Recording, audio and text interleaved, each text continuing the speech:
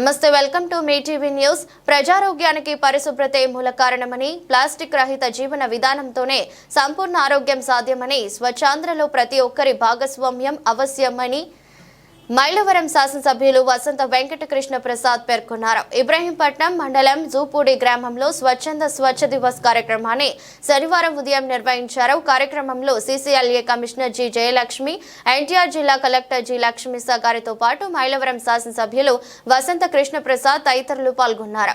ముందుగా చెత్త నుంచి సంపద తయారీ కేంద్రాన్ని, అక్కడ వరం కాంపోస్ట్ ఎరువును పరిశీలించారు. హరితాంధ్రప్రదేశ్ నిర్మాణంలో భాగంగా మొక్కలు నాటారు. అనంతరం సింగిల్ యూజ్ ప్లాస్టిక్ వద్దు అనే నాదంతో ర్యాలీ చేశారు.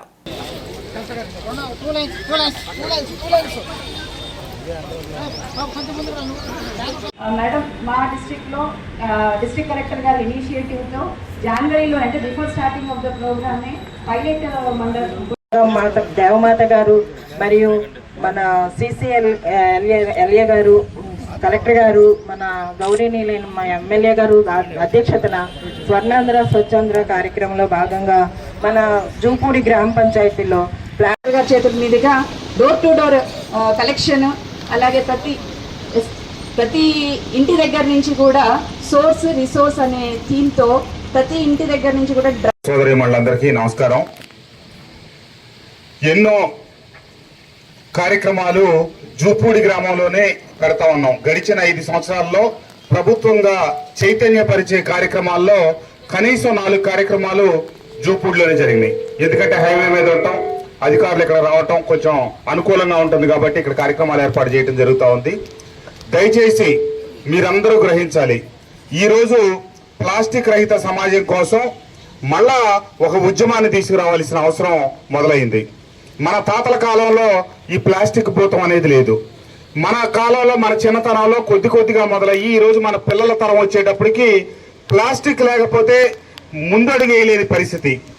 ఏ షాపుకి వెళ్ళి ఏది కొందామన్నా ప్రతిదీ ఒక 10 రకాల ఐటమ్స్ కొంటే 10టిని ప్లాస్టిక్ ఒక్కోదాన్ని ఒక్కో కవర్లో వేసి మొత్తం కలిపి ఒక కవర్లో పెట్టి మన చేతికి అప్పచెప్తా ఉన్న పరిస్థితి. దానికి మనం బాధ్యులమా? కాదు. దీనికి ప్రభుత్వం కూడా బాధ్యత వహించవలసి ఉంది. ఈ ఒక్కసారి వాడి పారేసే ప్లాస్టిక్ మీద అధిక పన్నులు వేయటం, ఉత్పత్తిదారులని ఆపటం, ఇవన్నీ చేయవలసిన అవసరం ఖచ్చితంగా ప్రభుత్వాల బాధ్యత. లేకపోతే జరిగే నష్టం ఏంటన్నది ఇందాక కలెక్టర్ గారు చెప్పారు. ఒకసారి వాడి పడేసిన ప్లాస్టిక్ కవరు భూమిలో, ప్రకృతిలో కలిసిపోవాలంటే కనీసం 400 సంవత్సరాల పైచిలకు పెట్టే అవకాశం ఉంది.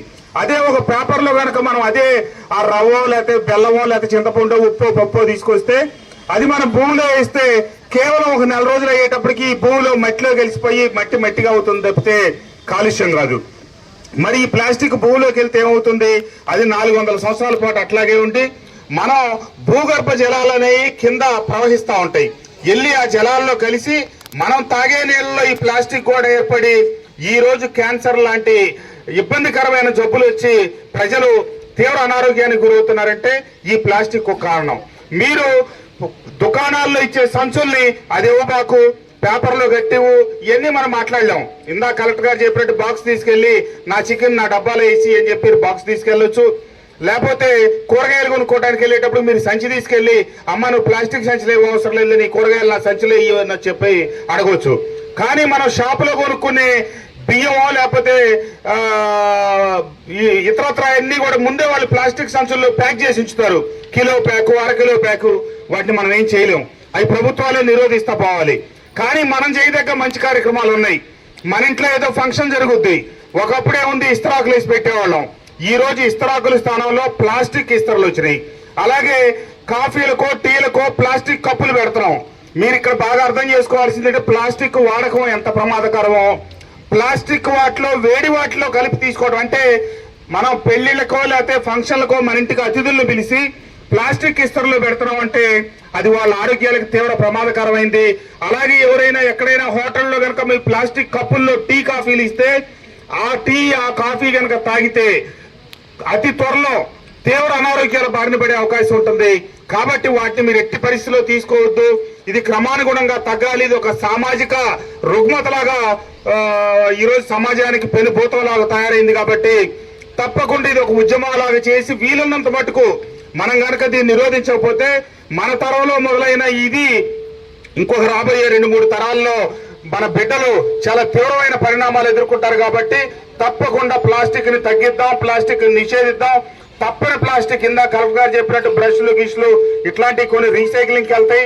మనం కూడా ఒక ప్లాస్టిక్ వచ్చిందంటే వాడి దాన్ని అవతల పారేయకుండా ఈ రోజు తడి చెత్త, పొడి చెత్త, ప్లాస్టిక్ వేరువేరుగా మీరు ఇవ్వండి అని చెప్పి పంచాయతీ వారు మీ ఇంటికి వచ్చి అడుగుతా ఉన్నారు. కాబట్టి తప్పకుండా ప్లాస్టిక్ వ్యర్థాలంతా ఒక దాంట్లో కనుక వేసిస్తే ప్రభుత్వం రీసైక్లింగ్ తీసుకెళ్లి వీటన్నిటిని వాడి మళ్ళీ ఆ ప్లాస్టిక్ ని భూమిలో పర్యావరణంలో కలవకుండా తగు జాగ్రత్తలు తీసుకుంటారు. కాబట్టి తప్పకుండా మీరు జాగ్రత్త వహించకపోతే అసలే మన ప్రాంతం అంతా పొల్యూషన్. ఆ VTPS పొల్యూషన్ మనం ఆపలేం. VTPS అనేది ఇంకొక 20 ఏళ్లకో 30 ఏళ్లకో ప్రభుత్వాలు మూసేస్తే తప్పితే మనం ఇప్పుడు ఏమి చేయలేం. ఎందుకంటే థర్మల్ విద్యుత్ లేకుండా సోలార్ ఉన్నా, విండ్ ఉన్నా, ఇంకోటి ఉన్నా మన విద్యుత్ వ్యవస్థ అనేది నడవదు. కాబట్టి ఓ పక్క ఆ కాలుష్యం, రెండో పక్క ఈ కాలుష్యం మనం గనక సరి చేసుకోకపోతే మన భవిష్యత్తులో మన బిడ్డలందరూ చాలా ఇబ్బంది పడతారనే వాస్తవాన్ని గమనించి మీరందరూ జాగ్రత్త పడాలని, ఈ విషయంలో ప్రభుత్వాలు కూడా చాలా చర్యలు తీసుకోవాల్సింది. తప్పకుండా నేను పై స్థాయిలో వచ్చే శాసనసభ సమావేశాల్లో ప్లాస్టిక్ నిషేధించాలి అని చెప్పి ప్రశ్న వేసి ప్రభుత్వం నుంచి సమాధానం కూడా రాబడతానని చెప్పి సందర్భంగా తెలియజేస్తూ, ఈ రోజు ఈ కార్యక్రమంలో భాగంగా మన CCLA madam, senior IAS officer గారు మన గ్రామానికి రావడం సంతోషకరం. Thank you very much madam. ఈ కార్యక్రమం మన గ్రామంలో